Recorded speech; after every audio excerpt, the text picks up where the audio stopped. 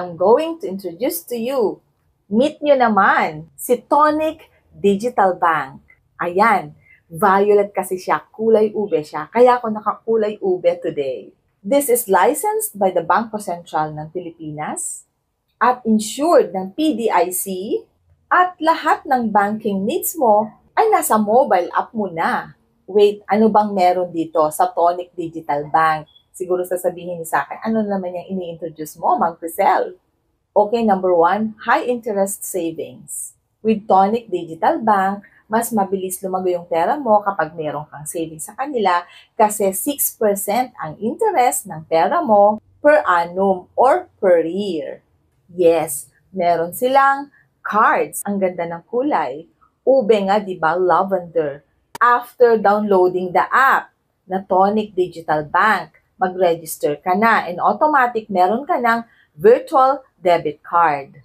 Itong virtual debit card is perfect or excellent sa mga online transactions and bills payment. Pero hindi lang virtual debit card ang pwede nilang i-offer sa inyo kasi nga as what I've said a while ago, meron silang physical card. So yung card or yung physical card ng Tonic is pwedeng gamitin pang shopping, pwedeng i-swipe yan. So, like the usual card na meron tayo, siguro meron din kayong mga GCash or may mga Maya kayo. And this one functions the same. At ang nakaka-attract talaga is yung per annum interest, which is 6% sa ating mga savings.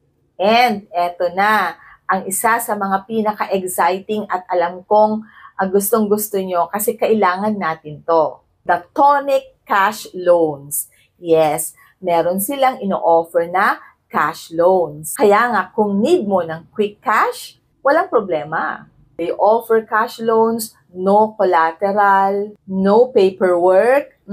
Take note of that.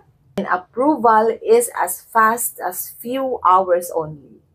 Perfecto for expenses like emergencies and yung mga sudden expenses na dumarating.